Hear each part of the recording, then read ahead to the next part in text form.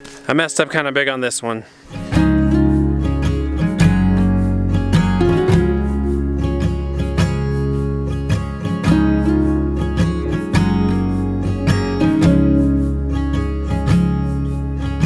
What do you want to say in your movie?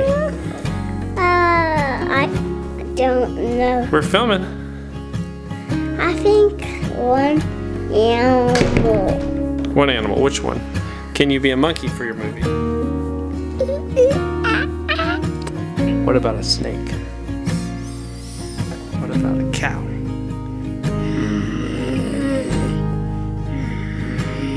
Can you do a crow? Here's where things stand. Bree was out of town for a couple days. Now she's back, and we're kind of pulling things back together to our normal schedule. Not. We're actually going on a trip in a couple days. And this month we've known for a long time is going to be one of the busiest, hopefully, probably, of the year as far as doing stuff away from here. It's some really important stuff though, and I think it's going to be exactly what we need to do. So you'll get more on that later. Yeah, it's interesting. Like building a house, renting a farm, you really have to be home to do those things. So we have a little bit. Did you have a good sleep? Me? Them? Did you have a good sleep? So even though everything we're doing we feel really excited about, we're also kind of like, oh, how are we going to keep everything together while we're leaving so much? But I think we've planned well, and we have a good plan going into this month and the busyness of it. I feel good about it. Oh, I made venison and bacon stew. I'm going to let it simmer all day on the stove. Oh, a lot of pepper. I didn't realize I had that one open. Yeah, doesn't it look good? Good. Homegrown potatoes, onions, venison. Put some bacon in there for some fat. It's gonna be really delicious. Might be too warm of a day for this though. It's kind of like spring outside. It feels like a spring day. It's not spring, it's winter. All right guys, you need to get out of the creek. You're gonna get cold if you get wet, Mr. Wilder. Come on, out of the creek. Get out of the creek. They don't back in the water. Oh, it's not creek season yet. Look, there's still snow on the ground. Yeah, it's a melt soon. It's gonna melt soon, you're right.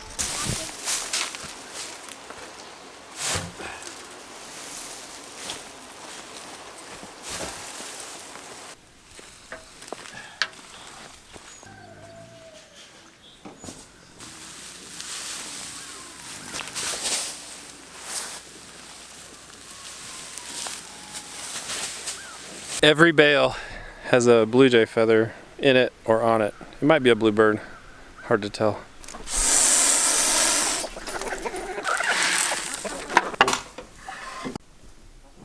Hey chicken. Sorry about that. The chickens are back to laying again, which is kind of a happy moment, a little unexpected, because they, through this winter, actually started laying, stopped laying, and started laying at strange times.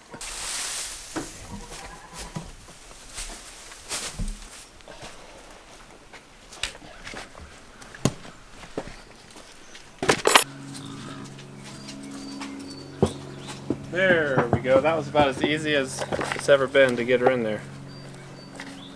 That's what we're going for, is just she comes straight out of the fence and runs straight into the milking stand. And that is why we put her in even on days when we're not actually milking, so because that takes practice just to learn, hey, this is the pattern, this is what we do. We don't go looking for the bucket of food, we don't go wandering off into the yard. Normally she comes around, tries to get to the front of the stand and get to the bucket without getting in the stand. And I'll lock her in there as well, just so she also learns she can't fight her way out, so she never tries that. She cannot get her head out when that's locked down.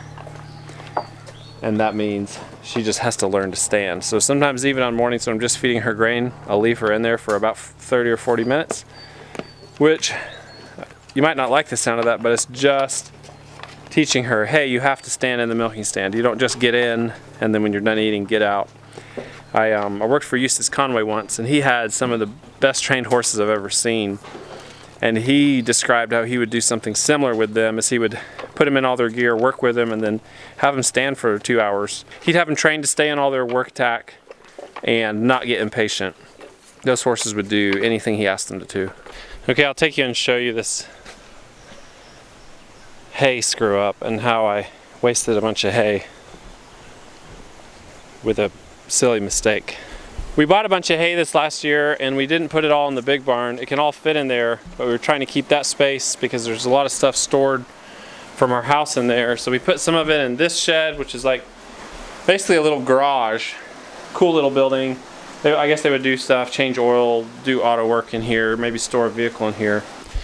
And then the rest of it was in this little wood shed where they store firewood. We've stored firewood.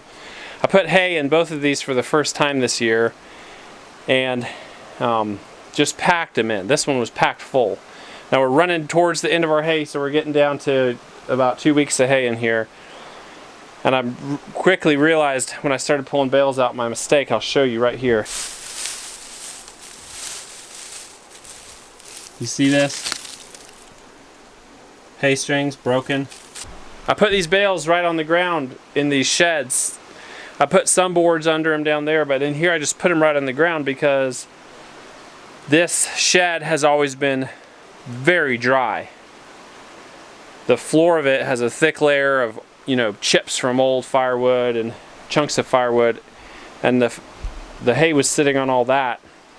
And what happened is moisture, I guess, wicked through all that stuff and got in the lower layer of this hay. So I'll show you what that looks like if I can flip this bale over here. See, it busted, it didn't hold together.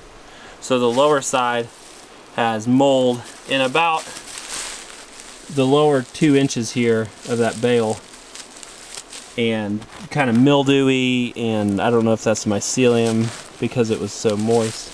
When you look at a cross section of it, it's not too bad. It's just in that lower layer. But you can't feed that to a goat or a horse for that matter. I knew it would be a problem as soon as I tried to pick up that first lower bale and the strings broke. I said, oh no, the strings are rotten. So what I've done with that hay is either fed it to the cows sparingly mixed with other bales, and they can pick through it, which they do anyway, or I've thrown it to the pigs. So we took care of all of these lower bales that had some mold in them, and we have about half the bales in that shed now have that mold on the lower side. And not only is it just not ideal, and I have to make sure I don't feed the goats any of it, it's also frustrating because those bales I have to take in chunks or in the wheelbarrow like this morning. I can't grab them by the strings and just carry them. So it slows me down quite a bit. It's a silly mistake, you know, I should have just thought it through and put stuff down in the whole floor, but I have stored stuff in this barn on the lower side of the barn, the downhill side, in stalls, and never had an issue with it. But it is exceedingly dry in there and very far from where that moisture is coming down through the soil. So that's a mistake, won't do that again. But it didn't turn out terribly because we are still able to feed that hay to the cows. You know, that's why cows can eat round bales that have sat out in the rain. It may not be ideal, but it's not going to kill them, it's not going to make them sick, and they'll pick through that and get into that center hay that's not moldy.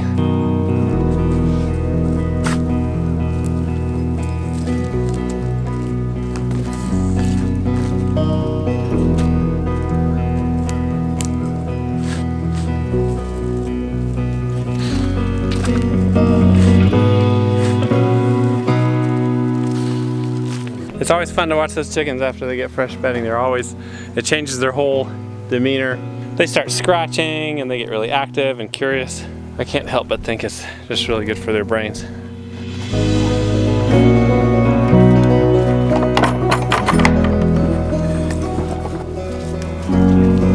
She's perfect behavior this morning.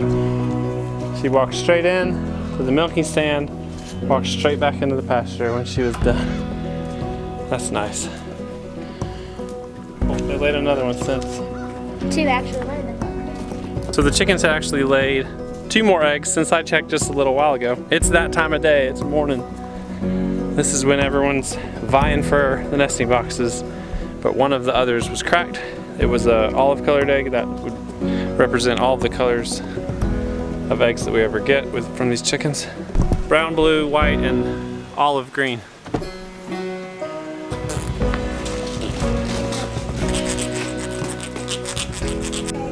How many?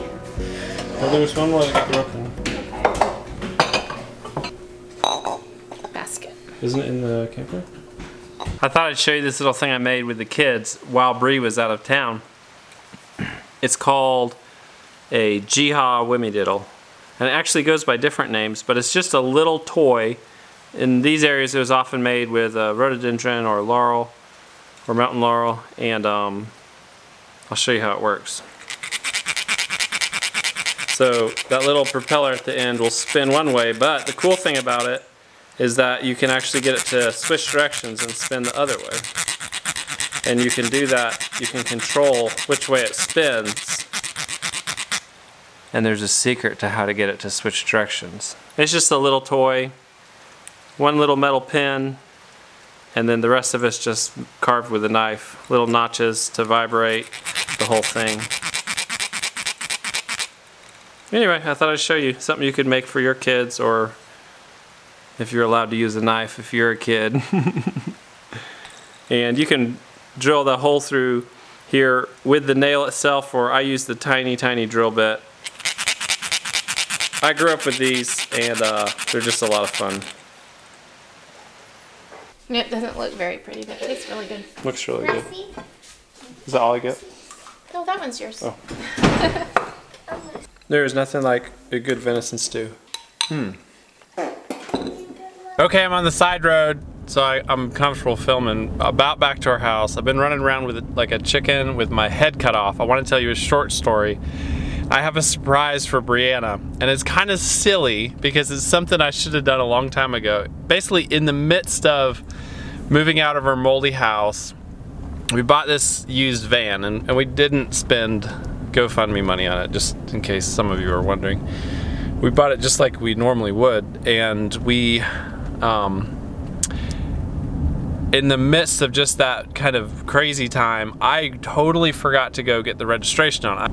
I had a tag, I had insurance on it, but I forgot to get the registration on it, and that's been hanging over Bree's head, and she was like, I don't even know how to do it because I don't have a registration.